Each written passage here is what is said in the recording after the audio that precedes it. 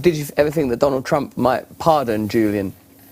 Well, I was certainly trying to convince him to pardon Julian. I think, you know, Donald Trump is such a I don't know. A lot of people will be filling that silence in for you. Unpredictable person. He is unpredictable. That's an opportunity which I thought, you know, it could work for Julian. And, you know, he's my husband. He's the person I love the most. So I will try anything I can to get him free. Julian Assange was, of course, convicted, or at least charged with the Espionage Act. Like, I think Obama charged and convicted 8 people, so did Trump. And this is a good quote from Chris Hedges, who's a prominent supporter, obviously, of your campaign and a friend of Julian's.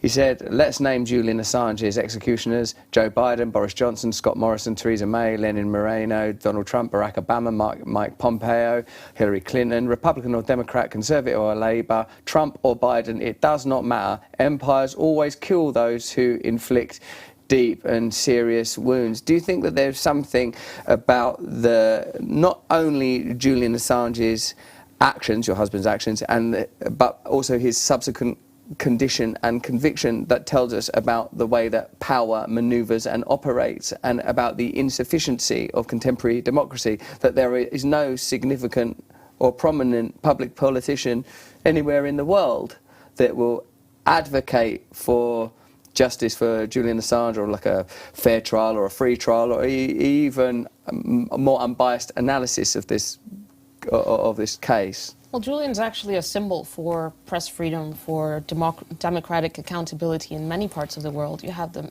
president of Mexico, who on Mexico's Independence Day just 2 weeks ago talked about Julian's case, how he should be free, how he is a victim of empire. And really, Julian's persecution, the fact that he's a political prisoner in the heart of London, is a symbol of the decline of Western imperialism, of the Western ability to keep the narrative. And it's also the West losing the kind of values competition that it's had in the past, during the Cold War, where it could say, you know, the Eastern Bloc isn't free, we have press freedom, we have all these things. They can't say that anymore. So now you have, you know, China or Azerbaijan saying, look at the UK, they're imprisoning a journalist, and they're keeping him in prison, and they're killing him. And then they come to us and talk about press freedom. And what that does, it's not just about hypocrisy, because hypocrisy is kind of a bit of a stillborn argument, I find. What it does is it licenses everyone to do the same, to persecute people. It's a global race to the bottom, whereas before, the US and the UK kind of were the standard bearers of press freedom, of freedom of speech, and so on. They actually, you know, had to live up to it. But with Julian's case, there's now a huge shift, because if you do this to a journalist, if you do this to the person who published evidence of Western war crimes, then that has a trickle-down effect on freedom of speech in every single... I mean, it's not the only reason why freedom of speech is in such dire straits right now, but there are a lot of processes that are going on in parallel. For example, people are being kicked off PayPal right now.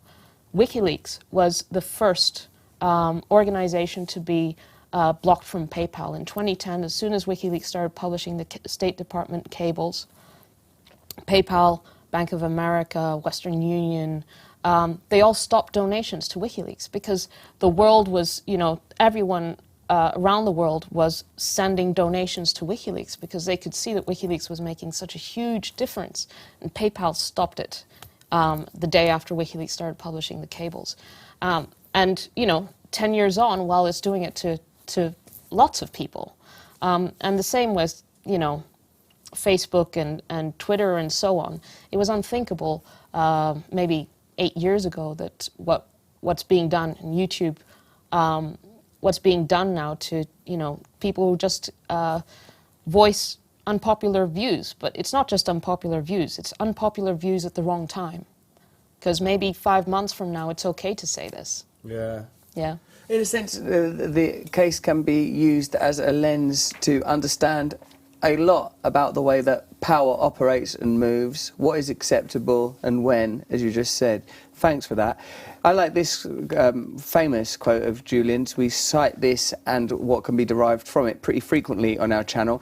The goal is to use Afghanistan, he's talking about the Afghanistan war. He's not just talking about Afghanistan as a holiday destination. The goal is to use Afghanistan to wash money out of the tax bases of the US and Europe through Afghanistan and back into the hands of transnational security elite. The goal is an endless war, not a successful war. It helped me to understand that geopolitical movements are not the same as how ordinarily we would understand a kind of transactional situation. Well, we don't want a war to go on forever, it's expensive, but when you realise, oh, I see, it's profitable. What's a crisis for one person is an opportunity for a large business entity.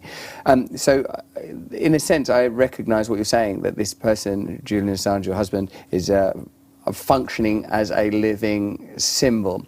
I went to see Julian in the Ecuadorian embassy when he was there, and I guess you were around then also. Would that be likely? I'm not suggesting that we met each other and I don't remember. I'm just saying you've been with Julian for a time, huh? Yeah, I didn't meet you at the time, but I was with Julian from, romantically, from 2015. I had a good look around that Ecuadorian embassy, and it was a sort of an interesting situation to see someone live in those kind of conditions, and sort of also what's implied by the idea of a sanctioned zone. It's been an extraordinary case. I can't imagine how it feels for you personally. How do you feel personally facing something of such potentially huge consequences? How are you coping with it emotionally? Well, I don't really know. I mean, I'm just fighting on for Julian. I see Julian once or twice a week, and we speak every day. So I'm very much kind of fighting alongside Julian, and I just can't imagine the horror of what could happen. He faces 175 years sentence. I mean, it's just a ridiculous number. You know, it's a lifetime. Effectively a death sentence in a US prison if he's extradited. And so I'm fighting for his life. He's fighting for his life as well because, I mean, he's been in Belmarsh prison for 3.5 years. It's the harshest prison in the United Kingdom. He's not serving a sentence. Is he sort of on remand, essentially, then? He's on remand, yeah. But in Belmarsh? In Belmarsh. And the only reason he's on remand, is because the US wants to extradite him. And the UK courts refused to release him into house arrest or, you know, even extremely restrictive house arrest. They've refused to allow him to come home. Because they say he's a flight risk. That Belmarsh, that's a pretty serious joint. Like, my understanding is it's sort of like Category A, it's like people that have been convicted of terrorism, that is 23 hours plus in a cell. What is his condition? Belmarsh is extremely grim. I think Julian, I mean, people don't necessarily, you know, disclose what they're in there for. So, right.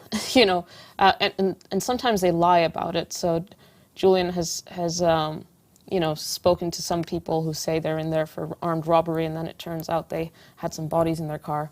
And that kind of thing. He estimated that about 1/3 of the people on his wing are there for killing people.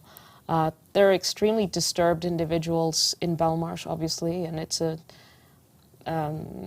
know, extremely concerning for me that he's in that place. But it's, you know, the way they deal with high-profile prisoners is sometimes they just isolate them and remove them from the prison population for their own safety, and that's even worse. You know, the worst thing they can do to a person is to isolate them. So he's in a wing with other prisoners. Many of them are just there temporarily because Belmarsh is actually a remand prison. So it has, you know, it has anything from people who are there for on remand, pre-conviction for minor crimes to, yes, murderers and rapists and so on. and people who are, very psychologically disturbed as well. So he's established friendships during the time that he's been there, but because it's people who are moving on to other prisons to serve the length of their sentence, it's hard for him to establish lasting friendships because people just get moved on, and he stays there. And he's been there, for longer than many people who have been convicted of violent crimes, and he's not, he's not even serving a sentence. He's a political prisoner indefinitely in the harshest prison in the UK. What is the likelihood of successful legal action? How is the campaign funded, and what avenues are currently being explored that could potentially lead to the reversal of the extradition demand and any kind of release? Well, it's a mistake to think that there's some kind of legal process that will solve this situation. The case is political. Extradition cases are 90% politics, just 10% law. And, the extradition, I hear often, well, he has a fair trial, this is a fair legal system in the UK, and so on. But the reality is that extraditions to the United States are, they're under a legal framework that was introduced post 9/11. And post 9/11, there were all sorts of laws that were introduced to basically reduce our rights and to fast-track things like extraditions. So you take away all the safeguards and you say, well, we trust our allies and we're just going to do whatever they say. And of course, post the War on Terror era, what we're left with is all these rights that we had that were exceptionally, reduced or whatever. We just never got them back. And so Julian is facing this outrageous case under the Espionage Act. Even under the, without getting too much into the nitty-gritty of the legal issues, the extradition treaty between the US and the UK explicitly says you cannot extradite a person for political offenses. And espionage is a political offense. And Julian is being prosecuted for receiving, possessing, and communicating information. And information that revealed the US committing war crimes. And so, of course, you cannot extradite a person for revealing the crimes of the country that wants him extradited. But it goes even further than this.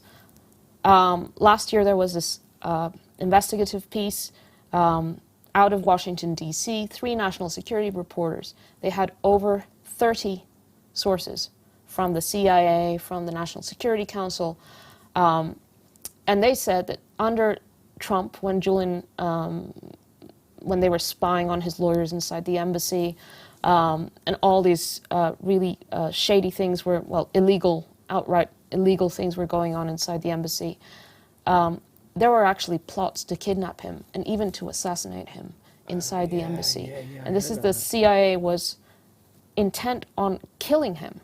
And so, it's completely farcical that we pretend that this is actually a legal process going on.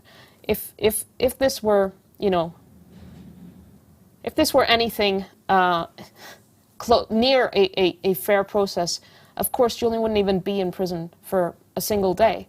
And the UK would never, well, should obviously not extradite any person to a country that's plotted to assassinate them, let alone a journalist, right, who published their war crimes. So it's completely absurd, and I find it sometimes really difficult to talk about this and sound, it's enraging. Like the framework, we're talking about a criminal state that committed crimes against civilians in Iraq and Afghanistan, who then were exposed for committing those crimes, who then commit crimes against the publisher and are putting him in prison and want him to die in prison. That is the big picture of what's going on. And so I go on to, the BBC or whatever, and they're talking about fair trial and stuff. And it's like, we're conspiring to murder him. And you know, it's two different frameworks. Yeah, I get it. You've really helped me to understand something there. Do you think there's something in it because it was like a time of technological advance? I mean, in a very literal sense, because it was an internet geeky hacktivism thing that's not like, this isn't a journalist with a notebook. Like, you know, sort of, this is not Deep Throat, this is not Watergate, this is not breaking a story that embarrasses a president. You know, Woodward and Bernstein are latter-day saints. Now, there's a lot of people that deeply admire Julian Assange and the work of Julian Assange, but somehow, perhaps because of the sort of media blackout, which in a way is extraordinary, because he was, for a moment, lionized. You know, there was a minute where it was like, you know, Snowden, Greenwald, Assange, shit, this is, you know, but that somehow, I don't know what happened really. I don't understand the tectonic movements that shifted perception. Oh, cool. What are they, Stella? Well, okay, Julian really kind of embodies the mood in the late noughties of transparency of the state. You know, you had a huge public mood against the Iraq and Afghan wars, and then you had this idea that the internet was really coming of age, that social media and so on, people were moving their lives onto the internet, but also information, and governments were opening up, or there was a movement for governments to open up their archives. So there was things like the Freedom of Information Act, all this kind of legislation was coming in. And Julian and WikiLeaks was part of several organizations that were trying to bring government accountability. And that was really part of the times, the zeitgeist. Yeah. So then Julian actually put it into practice. He used his knowledge as a cryptographer to be able to receive leaks anonymously. He put up a platform that had the capacity to publish archives and so on. And it had a huge impact. It transformed journalism because those methods are now part and parcel of what the New York Times and Washington Post does and what the Panama Papers do with these consortia and so on. It had never been done before WikiLeaks. So it's actually a technological advance as well as an ideological one. Huge innovation. Okay, so he represented this and became kind of, a rock star. He was described like this rock star, and he had a lot of recognition. So no one knew what the name of the editor of the New York Times was, but everyone knew who WikiLeaks and Julian Assange were. So there was a lot of jealousy, I think, with the legacy media, and also because WikiLeaks was a challenge, was a threat to how the legacy media had a gatekeeper role. So then the legacy media started moving against Julian because of it threatened their model. And there was a lot of attention on Julian, but negative attention to tear down this his persona as someone who embodies democracy, democratic accountability, and so on. So there was a lot of energy on attacking his reputation. And then what happened? Well, there's been kind of silence, and he's become a taboo subject because the narratives they were pushing for so long no longer work. And people can tell that it no longer works because in order to really tell this story correctly, you would have to correct all the lies that they have been telling over the years. And things like, well, the CIA, as this story, this investigation I was telling you about, the sources there say that the CIA was planting misinformation in the press that then got published. Yeah. And so people have a lot of the negative stories that were planted at the time, including a front page story in The Guardian that was a complete fabrication. Everyone knows now that it's a complete fabrication, including The Guardian and the authors. Been withdrawn or redacted or apologized for or addressed? Not as much as it should have. It's been kind of massaged to say, well, sources say this, and but the Washington Post and New Yorker wrote whole pieces about how could the Guardian have gotten this so wrong. So, you know, the media has played a terrible role, and in fact, I'd go as far as to say that if the media hadn't been so complicit in attacking Julian's reputation, he would not be in prison today, and he would never have spent a single day in prison. Because it would have been impossible to galvanise the public mood or to create a situation where people, oh yeah, this is happening now. It wouldn't have been feasible to do that if the media had gone, no, hold on a second, he's not really, all he's done is publish information. We've all done that. It's pretty terrifying, isn't it, that in a sense that that this can happen, that you can create a situation where someone's reputation, like if you challenge power, they are able to destroy your reputation, to incarcerate you, and potentially kill you, without it ever really looking like, you know, Kazagi, or like without it ever looking like, oh, these are bad people that dress different. Murders. Well, it's not working because we're having this conversation, and because, you know, yesterday I was on Piers Morgan, and I've been on the BBC now, and in the long run, it just won't work. And Julian is now facing 175 years, but people are aware that he's a political prisoner, and we're galvanizing a lot of support. And on Saturday, we're doing a human chain around Parliament. Hope to see you there, What Russell. time? 1 o'clock. 1 o'clock, a human chain around Parliament. So we're going to do both sides of the Thames. How are you going to get across it? You'd need some sort of barge, or you'd need aqua people that were able to withstand the cold Thames, which I could handle and Wim Hof could handle, but you'd need about, I'd say, 40 people that could stretch across the Thames, or are you just leaving that as that bit's a hiatus to demonstrate the hiatus in justice? No, we're going to fill the bridge. Go across both bridges, and on both sides of the Thames, Parliament Square. We have, I think, almost 4,000 people have signed up, but people don't. Enough? Well, we're telling people to bring even 3 people. Every person has to bring 3 more people, and we'll definitely do it to close the chain. But we're definitely going to, you know, make a big chain. Is it going to disrupt traffic? Because British people don't like that. It's not going to. It's a Saturday. They don't like injustice, and they don't like political prisoners, but they really do not like disrupted traffic. It will not disrupt traffic. It will not disrupt traffic. It will disrupt injustice. Julian Assange has been in prison for 4 years, did you say?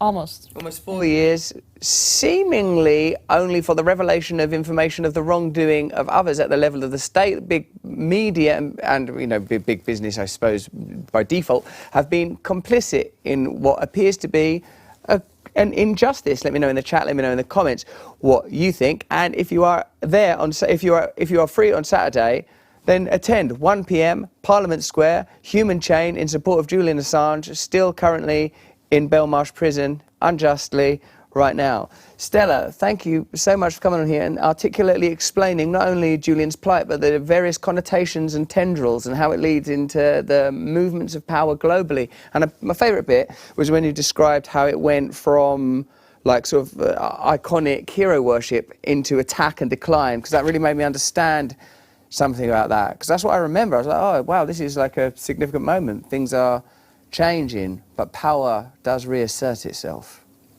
For some time. For some time, then people rise up? Yes. People rise up. On Saturday. On Saturday in a human chain. Thanks, Stella. Thanks.